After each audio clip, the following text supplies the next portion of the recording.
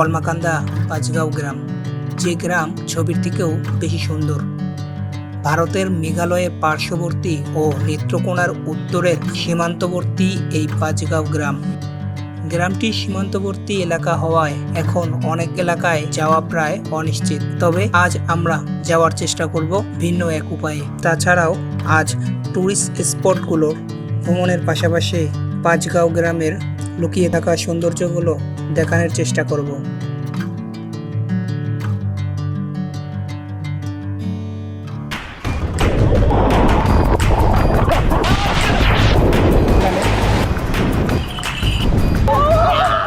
আজকে আমি এখন আসলাম এখানে চন্দ্রডিঙ্গা পাহাড়ে, আর আমার সামনে এখন যে ভিউটা আপনাদের দেখাবো শুধু একটাবার দেখেন।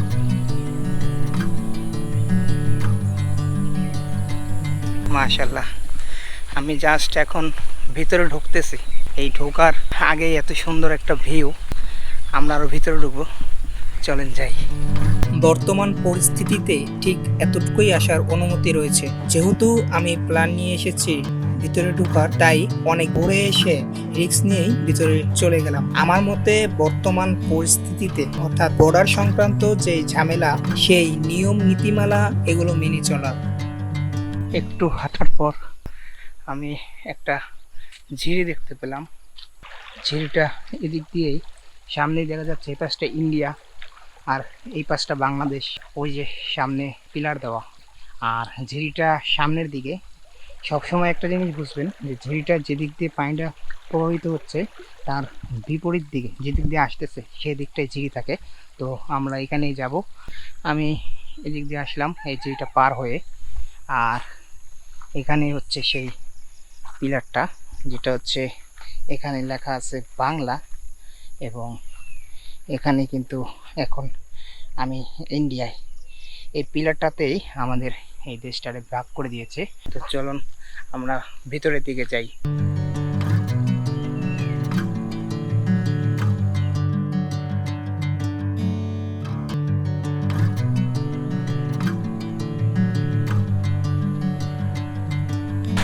সামনে যতই যাইতেছি ততই ভাল লাগতেছে।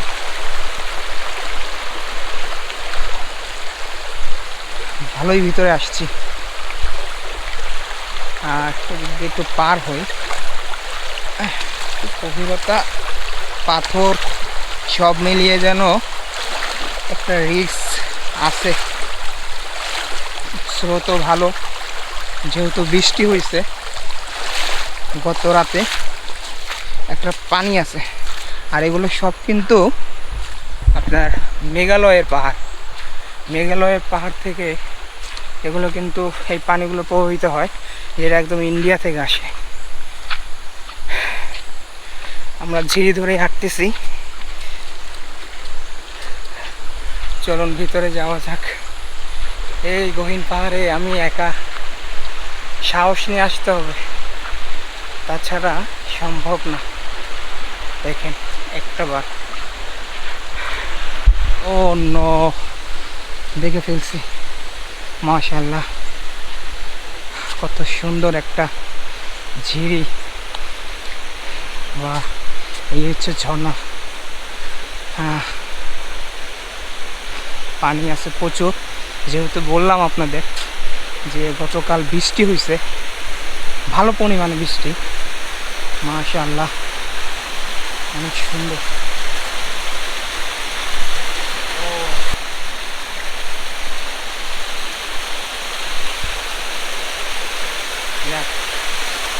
অনেক সুন্দর একটা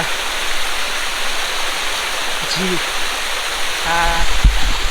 আমি এটা দেখতেছি ভাই, এখানে একা। এখন আমি ভিজবো না, আরও অনেক জায়গা আছে জাস্ট দেখার জন্য আসছে।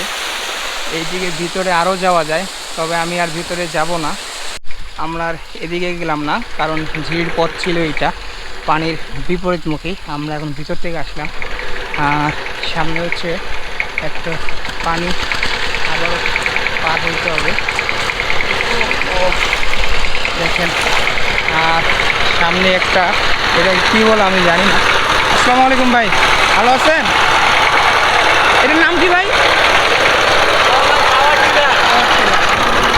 ভাই হচ্ছে এটা চালায় আর কি, জমি জামা এগুলোতে এরা চাষবাস করে।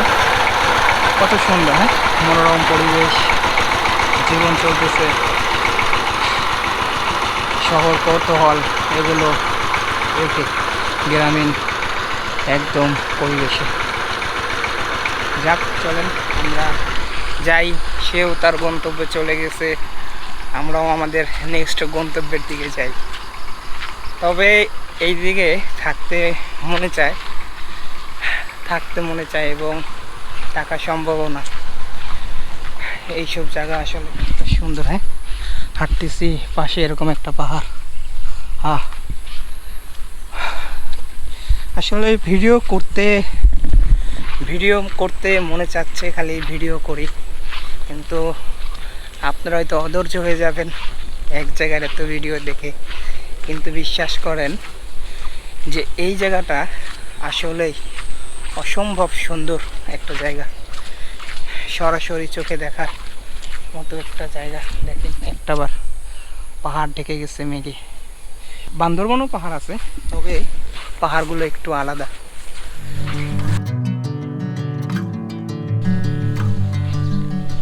ও মামা, এখন হোটেল খুলতেছেন না? এখানে তো কি কি পাওয়া যায় মামা? ভাত, পরোটা, সব কিছু। আচ্ছা, মামার হচ্ছে হোটেল। মামা এখনো মাত্র খুলতেছে। এই যে এর পাশেই মামার হোটেল। তো আর মামা, আমরা তো এখানে থাকবো না, এখন চলে যাচ্ছি, নেক্সট টাইম আসবো। ঠিক আছে। এখানে অনেক হোটেল পেয়ে যাবেন, কিন্তু যখন এগুলো খুলবে তখন আমাদের যেখানে গিয়েছিলাম আর কি, ওইখানে আর যাওয়া হবে না। আজকের ওয়েদারটাও খুব কড়া, মনসুন বলতে গেলে। বৃষ্টি না আসলেই হলো, বৃষ্টি আসার আগ মুহূর্তেই ভালো লাগে, তারপর বৃষ্টি আসলে তো আপনাদেরকে আমরা দেখাইতে পারবো না, কারণ ক্যামেরা অ্যাক্সেসরিজ এগুলো ভিজে গেলে সব শেষ। এই যাওয়ার পথে একটা বিলের মতো একটা জায়গা, যেটাতে পানি আছে, কি সুন্দর ফুলগুলো ফুটছে, দেখছেন? অসাধারণ ফুল, পাহাড়, আর এরকম সুন্দর একটা ওয়েদার। এরকম দিয়ে না আসলে আসলেও সৌন্দর্যটা বোঝা মুশকিল। পথের পাড়েই এত সুন্দর একটা দৃশ্য, এটা বাংলাদেশে ভাবা যায়?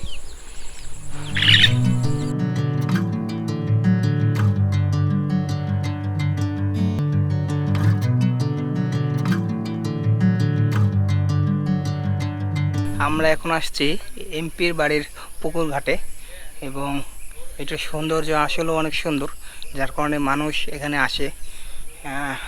এমন একটা ঘাট, যেই পুকুর ঘাটটা বাংলাদেশের, কিন্তু এখান থেকে যে পাহাড় দেখা যাচ্ছে এই সৌন্দর্যের, সেটা কিন্তু ইন্ডিয়ায় পড়ে গেছে। এবং এই ঘাটটা আসলেও কত সুন্দর, দেখেন, এক দেশে থেকে দুই দেশের উপভোগ করা যায়।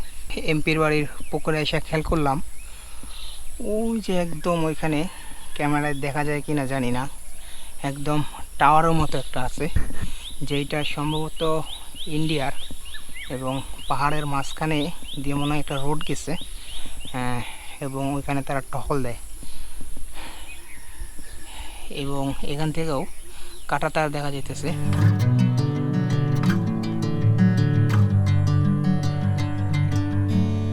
দেখেন, এটা হচ্ছে পাঁচগাঁও গ্রাম।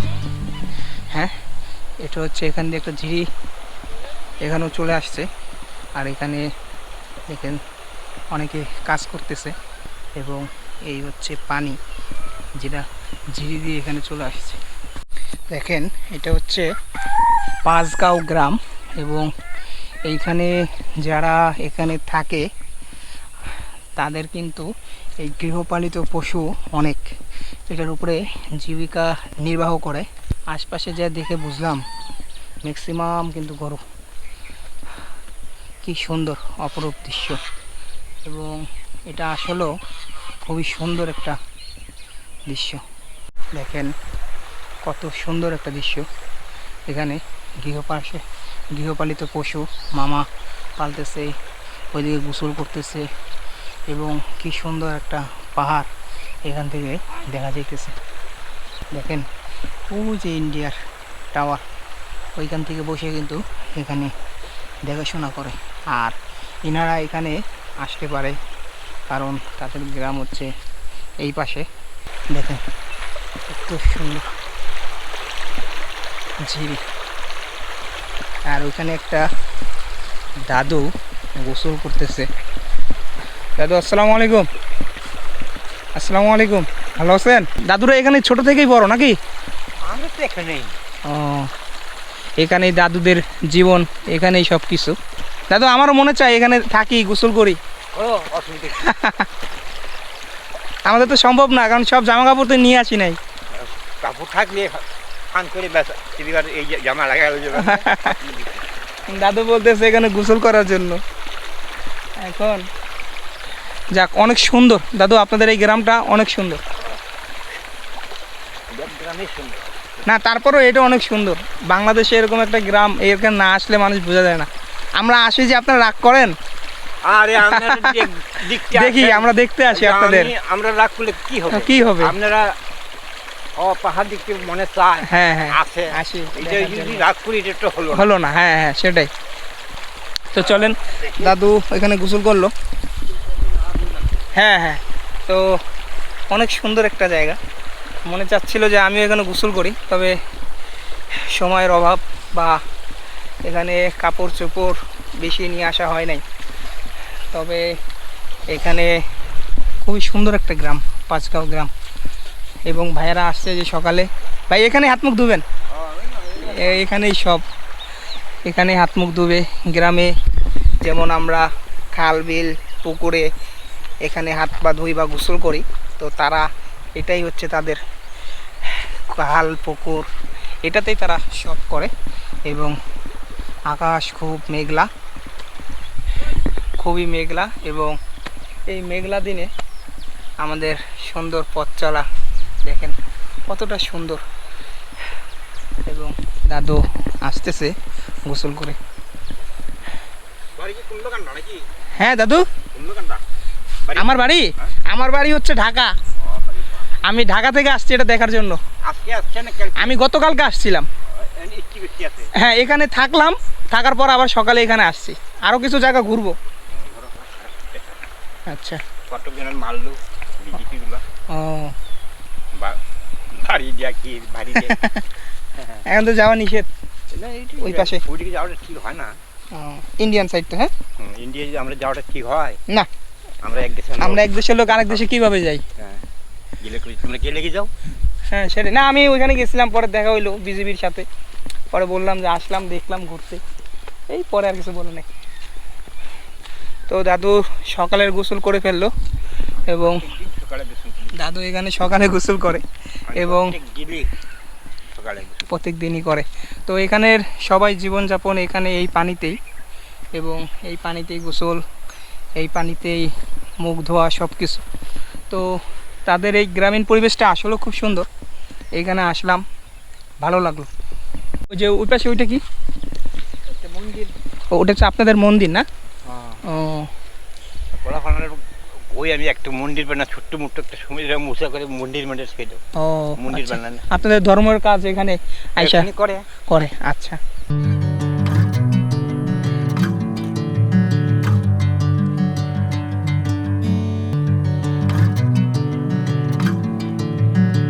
আমি এখন আছি এই এলাকায়, পাঁচগাঁও গ্রামের এই এলাকায়।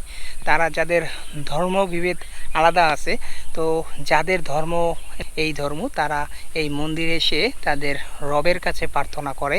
এই গ্রামে এই একটা মন্দির, যেটা হচ্ছে এলাকা ভিত্তিক বানানো হয়, এবং এই মন্দিরে তাদের প্রার্থনা করেন, এবং যাতে তারা সামনের দিন আরও ভালো কাটতে পারে। এবং এই পাঁচগাঁও গ্রামের সবাই এই মন্দিরে আসেন এবং তাদের সব প্রার্থনা এইখানে করেন।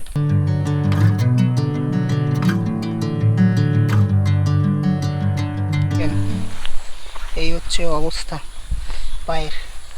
এখানে বর্তমানে ঘুরে এখানে একটা পানি আছে, এখানে ধুয়ে ফেলি। এবং মামাও চলে আসছে হাত পা ধোয়ার জন্য।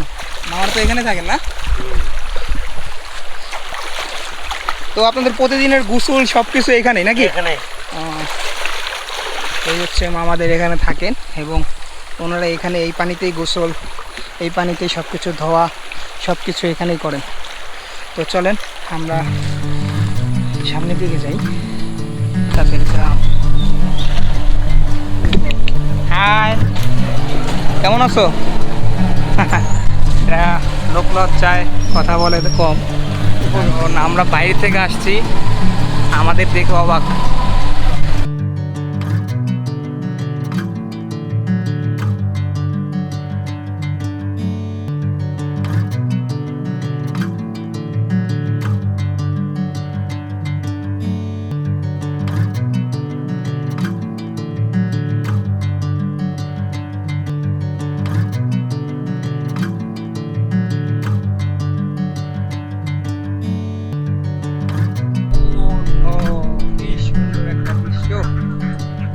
হাঁস, মামার সব হাঁস, মাশাআল্লাহ অনেক সুন্দর। দেখেন কতগুলো হাঁস দেখলাম একসাথে। মামার সব এই হাঁস, উনি এগুলো পালন করেন। এই এখানে দেখলাম আসে যে গৃহপালিত পশুর খুব কিন্তু একটা এখানে অবদান, এবং এগুলো পালন করেই কিন্তু তারা জীবিকা নির্বাহ করে। তো এটা কিন্তু প্রত্যেকটা গ্রাম অঞ্চলেই দেখা যায় যে গ্রামের একটা মূল প্রধান একটা জিনিস এগুলো। তো গৃহপালিত পশুর উপরে তারা কিন্তু খুবই নির্ভর।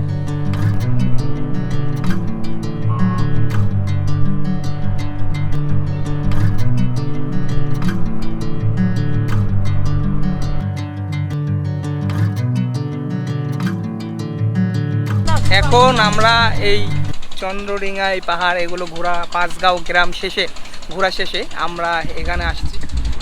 এটা হচ্ছে মহাদেব নদী। না, এটা হচ্ছে মহাদেব নদী, পাতলা বন্ধে পরিচিত। আচ্ছা এখন তো আপনার পানিটা যে সারা রাত বৃষ্টি হচ্ছে, তো ইন্ডিয়া বৃষ্টি হয়েছে, মেঘালয় বৃষ্টি হয়েছে, তার জন্য এখন ঢল দিছে। আচ্ছা, মানে এখন নদীতে নামার মতন পরিবেশ নাই। যখন আপনার যে বৃষ্টি থাকে না, তখন কিন্তু সুন্দর একটা ভিউ, আচ্ছা, সুন্দর একটা অদাতা, সুন্দর একটা ভিউ থাকে, তখন কিন্তু আপনার যে নদীটা আইটে আইটে পার হয়ে যায়। আচ্ছা। যেমন আর দুদিন, আজকে থেকে দুদিন আগে আইটে আইটে পার পার হয়েছে, হয়েছে। সুন্দর একটা ভিউ ছিল। কিন্তু গতকাল বৃষ্টি হয়েছে বিধায় অনেক পানি। এখন আচ্ছা। ওই যে মেঘালয়ের তো পানি সব মেঘালয়ের সব এই পানিগুলো গত রাতে কিন্তু বৃষ্টি হয়েছে।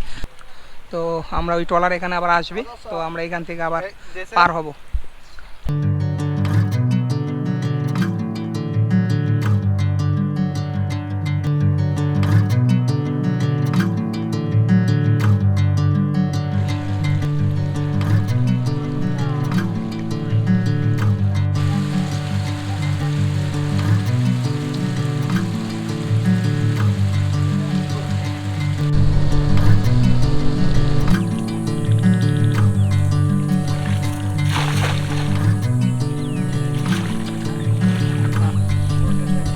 এখন পর্যন্ত ধরেন নাই মাছ? দুই তিনটা ধরলাম ভাবলে। এই দেখেন কিছু মাছ ধরছে, এই এরকম মাছ কাকা এনে ধরতেছে, কত সুন্দর। হ্যাঁ, বিলের মাঝে মাছ ধরতেছে। এগুলো দিয়ে তো মাছ ধরে না, এগুলোর দিয়ে এটার কি বলে? ভাইর, এটা বলা হয় ভাইর। এটা দিয়েও মাছ ধরে। এখন এখানে অনেকগুলো আছে, এই যে পাশে। তো কাকা এখানে মাছ ধরতেছে। তো চলেন আমরা নেক্সট কিছু জায়গায় চলে যাই। আমরা এখন বর্তমানে আছি বঙ্গটিলা, এবং এই বঙ্গটিলায় এখানে আসার পর যারা বিজিবি আছেন, এবং তারা কিন্তু আগেই বলে দিছে যে এখানে একটা সাইনবোর্ড আছে, যেটা হচ্ছে বাংলাদেশ সীমান্ত শেষ, অতিক্রম করা নিষেধ, আদেশক্রমে বিজিবি কর্তৃপক্ষ। তো এটা কিন্তু এই সাইনবোর্ড পর্যন্তই আমাদের সীমাবদ্ধতা। বর্তমানে বাজে হচ্ছে 8টা 47, এবং বর্তমানে এখানে বিজিবি মোতায়েন আছে। ওনারা ঢোকার আগেই বলে দিছে। এখন বর্তমানে কিন্তু এই আগে বঙ্গটিলায় হয়তো কোনোভাবে যাওয়ার সিস্টেম থাকলেও এখনও কিন্তু এই 8টা 47 বাজে, এই সময়ে কিন্তু যাওয়া নিষেধ। এবং আরেকটা হিসাব করলে আমাদের ভাগে, অর্থাৎ দেশের যে বর্ডার, সেটা কিন্তু পাহাড়ে পড়ে নাই, সেটা হচ্ছে এই পাহাড়টা কিন্তু ইন্ডিয়া। তো এইটা হচ্ছে ইন্ডিয়ার, তো সেক্ষেত্রে আমাদের ওদিকে না যাওয়াটাই ভালো। আর আগে এইদিকে গেট ছিল, এদিক দিয়ে উঠে তারপরে এই বঙ্গটিলায় উঠা যেত। আর বঙ্গটিলায় উঠে গেলে কিন্তু ওই পাশে একটা কাঁটাতারের বেড়াতার, যেটা ইন্ডিয়ার বর্ডারে, সেটা কিন্তু দেখা যেত। অপরূপ সৌন্দর্য এই বঙ্গটিলা। তো আমাদের যে বিজিবি যে আমাদের বলে দিছে এই সাইনবোর্ড অতিক্রম করা যাবে না, তো আমরা এটাই করব না। তো আমাদের বঙ্গটিলা এই পর্যন্তই আমরা দেখব।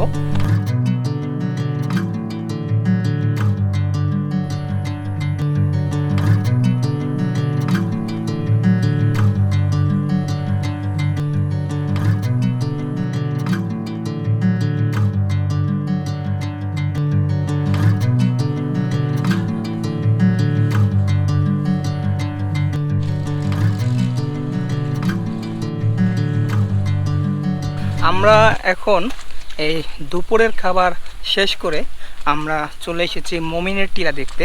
আপনারা ওইখান থেকে এখানে আসলে এরকম একটা জেলা পরিষদের একটা অফিস দেখতে পারবেন, এবং তার এই পাশটাতেই একটা সিঁড়ি উপরে উঠে গেছে, একটা পাহাড় উঠে গেছে, এবং এটা হচ্ছে মমিনের টিলা। টিলা অর্থ পাহাড় বা উঁচু জায়গা বোঝায়। তো এই সিঁড়ি দিয়েই আমাদের যেতে হবে। তো চলুন যাওয়া যাক।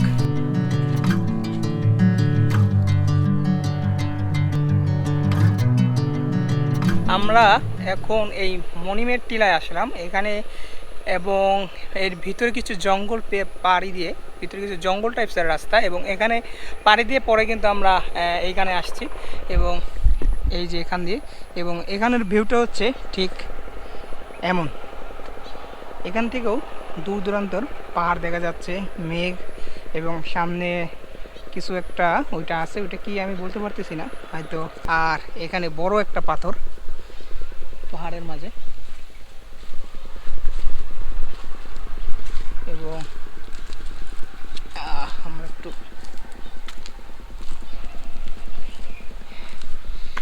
এই হচ্ছে এখানে পাথর, এবং এই পাথরটা এখান থেকে পুরো সুন্দরভাবে এই গ্রামের দৃশ্যটা দেখা যায়, আশপাশের গ্রামের দৃশ্যটা। তো এই হচ্ছে মমিনের টিলা।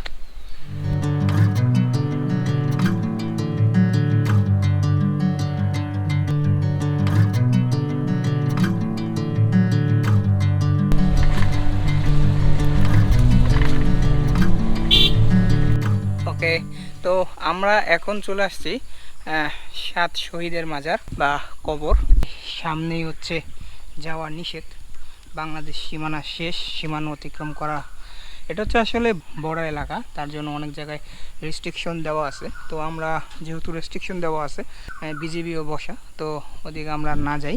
এবং এটাই হচ্ছে সেই টুরিস্ট একটা স্পটের জায়গা, যেটা আসলে মানুষ দেখতে আসে, 7 শহীদের মাজার বা কবর। 1971 সালের 26শে জুলাই বাংলাদেশ স্বাধীনতা যুদ্ধে কলমাকান্দা উপজেলার নাজিরপুর ইউনিয়ন ভূমি অফিস সংলগ্ন 3 রাস্তার মিলনস্থলে পাক বাহিনীর সাথে বন্দুকযুদ্ধে 7 জন বীর মুক্তিযোদ্ধা শহীদ হয়েছিলেন। পরবর্তীতে বীর মুক্তিযোদ্ধাদের মরদেহ লেঙ্গুড়া ইউনিয়নের ফুলবাড়ি নামক স্থানে সমাহিত করা হয়, যা 7 শহীদের মাজার নামে পরিচিত।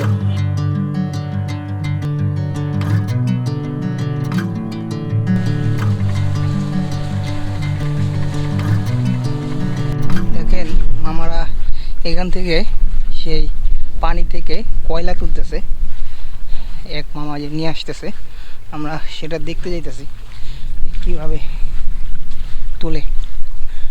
মামা এগুলো কি তুলতেছেন? কয়লা। কয়লা না? এটা কি কয়লা নিয়ে আসলেন তুইলা?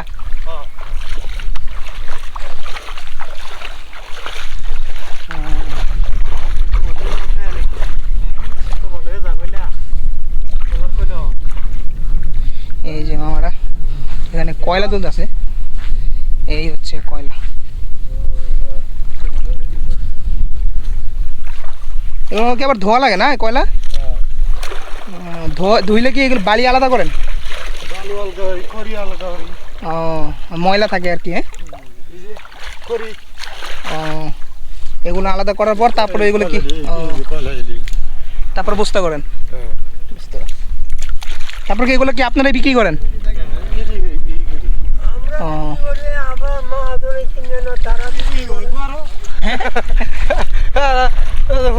ও মানে আরো 2 হাতে যাইবো। দুই হাতে দেব ও, আজ যাব ইট কলা পরে এগুলো বিভিন্ন শহরে যায় নাকি? আচ্ছা আচ্ছা কলা যাইব আচ্ছা। আমরা বাচ্চা যে একটি আর মা জনে আর আরেকটি এরকম বার্তা থাকে। যাইতে যাইতে যাইব ওই যে ইট কলা গিয়া একবার শেষ।